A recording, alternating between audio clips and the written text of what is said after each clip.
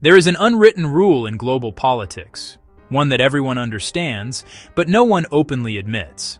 Some countries are allowed to be dangerous. Others are expected to remain permanently defenseless. Welcome to Contemporary Events Live. Today we're examining a controversial but unavoidable question. Why are poorer or resource-rich countries told they must never possess ultimate deterrence, while the world's most powerful nations insist on keeping it forever? And why does non-proliferation seem to apply only to those without power? The global consensus sounds noble. Nuclear weapons are dangerous. They threaten humanity. They must be tightly controlled. This logic forms the backbone of treaties, summits, and international pressure campaigns. But there's an uncomfortable contradiction hiding in plain sight. The countries most vocal about nuclear restraint already possess massive nuclear arsenals, enough to destroy the world many times over. So the real message becomes clear. Nuclear weapons are unacceptable, unless you already have them. In theory, international law protects sovereignty. In reality, deterrence does. History shows a consistent pattern. Nuclear-armed states are rarely invaded. Non-nuclear states are frequently pressured, sanctioned, destabilized, or attacked. Deterrence is not about aggression. It's about cost. When attacking a country carries catastrophic consequences, diplomacy suddenly becomes very appealing. When it doesn't, force becomes an option. Recent attacks and sabotage targeting Iran's nuclear energy infrastructure were justified in the name of preventing proliferation. But pause and consider the optics. Nuclear-armed states, many of which never disarmed, reserve the right to enforce compliance, by force, against a country that does not possess nuclear weapons. The issue isn't just Iran, it's the precedent.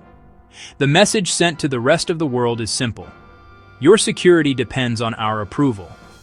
And approval in global politics is rarely permanent. Imagine this logic applied anywhere else.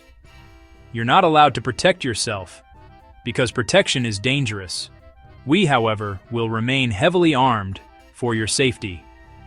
That's non-proliferation as it's practiced today. Security becomes a privilege.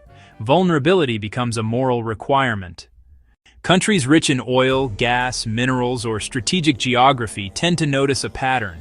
They attract external interest. Political pressure regime change conversations disguised as concern. Their sovereignty becomes conditional. Their leadership becomes negotiable. Their development becomes suspicious. Without deterrence, power asymmetry widens. Without leverage, international rules become selectively enforced suggestions. Non-proliferation is presented as universal morality, but it is enforced selectively, defended inconsistently, and ignored by those who benefit most. No major nuclear power has fully disarmed. No equal enforcement exists. No timeline for total elimination is taken seriously. This is not collective disarmament. It is a hierarchy. Here is the truth many policymakers avoid saying out loud.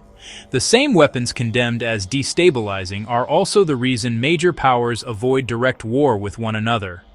Deterrence works, but only for those allowed to possess it. That contradiction doesn't make proliferation good, but it does make the current system fundamentally dishonest. And dishonesty, when combined with power, breeds resentment. This isn't an argument for chaos. It's an argument for honesty.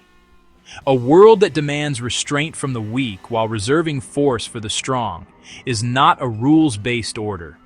It's a power-based one. Until nuclear weapons are treated as unacceptable for everyone, not just for countries without influence, non-proliferation will remain less about peace and more about control. This is Contemporary Events Live. Because in global politics, what's forbidden often reveals who's afraid and who already feels untouchable.